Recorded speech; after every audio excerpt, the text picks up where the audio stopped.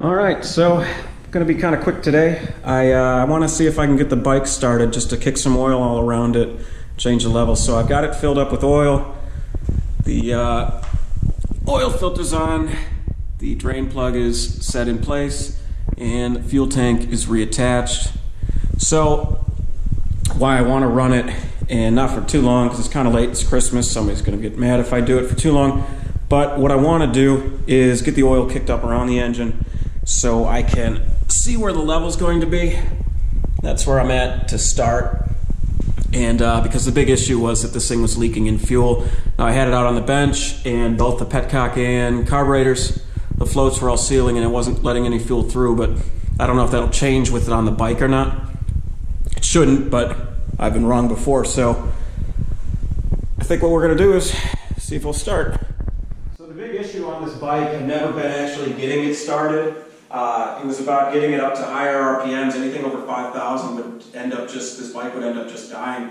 And that's what originally led me to believe it might have been the throttle position sensor and switching up the timing advance on the thing. So that may still be it, but I want to try it with how the shop had set the carburetor to see if that might be the issue on it.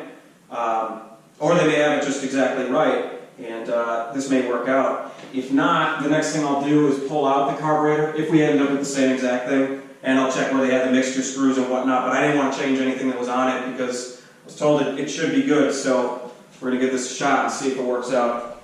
So what I'll have to do to start is actually put the petcock into prime, so this will send fuel right into the bowls, because the diaphragm is not going to open without any pull on it, so I'm going to wait a little bit to fill the bowls up. And we can admire these goofy little mirrors on here, which give you a great view of your jacket while you're riding on it. These were probably not the greatest idea. That being said, this used to be a fully faired front, and it had mirrors out to the side. So if this were something I was going to end up keeping, I keep these brackets. They're nice, but I would send these way out. I like the big ears off the bike. I know they don't look as good, but I like being able to see. So I think we should have some fuel in the bowls by now, given how fast it was coming out before. That being said, I had the fuel line up. Well, I don't know, let's just give it a shot. So I'm going to put it back to on. Actually, it's going to be in reserve. Yeah, I'm going to put it in on. And come around to the side here and give her a flip on. So we got it in go. And let's see. Actually, I'm going to put choke up.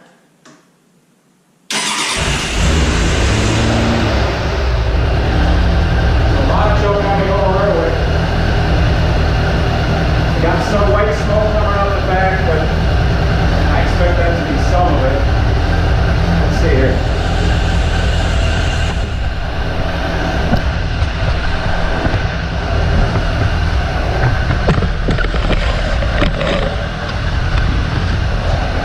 Starting to get less.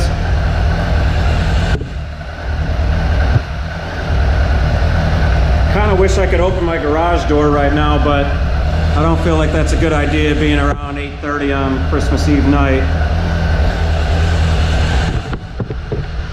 And something that's interesting, I'm going to let it go for a little bit more and spin this from the stand. Let's see. I'm showing the oil in there right now. So the oil went up into the engine, and I'm going to refill it in a second here. Actually, I'm going to fill it now. So something we should start seeing in a little bit, because this was basically a totally flushed engine. Right now I'm not showing anything in the sight glass, despite me starting it right about there. So I'm going to wait a bit and see how much comes down, but then I'm going to fill it back up to the right level now that we've got oil moves through the entire thing. So if you're not an amateur idiot like myself, you would have realized one of the mistakes I already made. So one of the things that happened here, so it's stamped with 3,300 milliliters, that's the oil capacity. That's on a straight oil change. So I really didn't account for how much may have flushed out of this thing. I'm not gonna get this to drip back up. I mean, there's oil that now made it into the filter. And so the filter is gonna hold probably about 200 milliliters on its own. And I was just checking a couple quick forum posts about the actual oil capacity of this bike. And one thing I saw after a total rebuild, that this thing could take up to 4.5 liters, which I find pretty hard to believe. The 200 milliliters on the filter makes sense, but I'm not sure that I buy into the 4.5 liters that I saw, but I am going to bring the sight glass back up to the between the low and the full line. And so I use Rotella 15W40 on all of my bikes. I know you could probably get more designer type oils, but I like having everything the exact same. If it'll take it, this makes my life way more convenient, and you could buy this stuff so much cheaper than, say, a Honda oil or a Suzuki oil or something like that. So I like the Rotella. I've never had any issues with it. Lucky me, I've not had any major issues with any bikes, just minor things, electrical issues, carburetor issues, but nothing engine-wise. So this has been working out pretty well for me. So yeah, I just said I'm an amateur idiot, but there's going to be a lot of people that back me up on the Rotella, and that didn't come from me just experimenting. That was me doing research. To me, that I should probably clarify why I like the Rotella and why you can actually use this, because most people probably know this for larger diesel engines, tractors, that kind of thing. It doesn't have any friction modifiers in it, so on these motorcycles you have a wet clutch. So your clutch is sitting in the oil the whole time. And if you use something like a standard Castrol or Valvoline or something like that for your car engine, your clutch is going to slip all over the place. There's a ton of nonsense, not nonsense, but words that I don't know on the back and acronyms and all these other oil type things. But what you're looking for is JASO, and if you've got that, my understanding is you're going to be okay. But if you look on like at the Castrols or Valvolines for your car, you're not going to see that type of thing. So yes, heavier duty oil, but with the way that these much higher revving engines are from a motorcycle versus a car, and the fact that it has a wet clutch, this stuff works very well, and it's pretty commonly used on bikes. For anybody that's curious, that is damn near 4 liters. There's probably 100 milliliters left in here. That's straight, maybe 100 milliliters left in there. I kind of doubt it. So brings it up to there from an impromptu engine flush with fuel. So I think this is going to be the last little bit for today. I've left it for a while to see where the oil levels out, mark it with a dry erase, and the reason I'm going to do that is not because I'm worried about more oil getting into it, it's because I'm worried about fuel leaking into it. So now I've got a baseline where the fuel should be, or the oil should be in the crankcase. I want to run it for a little bit. Honestly, I'd like to run it for, just let it idle for like 10 minutes, but probably shouldn't open the garage door now. So I'll fill my house with fumes for about 2 minutes, and that's going to be it. So let's see how it does.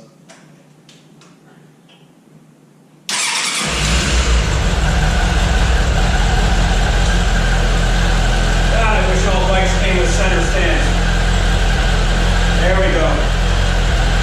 No more white smoke.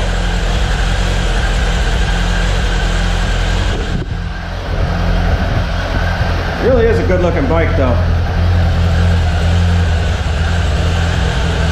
So I'll take you around the back so we're not seeing that white smoke anymore. This is still a little concerning to me.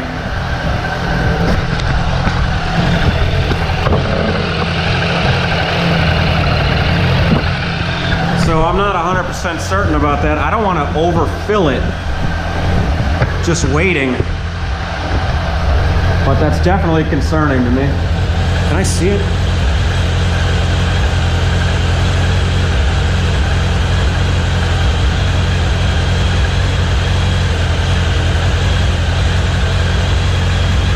Now, I know the oil is all up and running around it, so it's gonna look lower when it's not running. I guess I didn't know it would completely disappear though. That's got about 4 liters in it. I'm actually starting to see a little bit more smoke out of there than just before. Now choke is on, so I'm gonna guess if I remove some more choke, I'm gonna have less unburnt gas. Oh boy.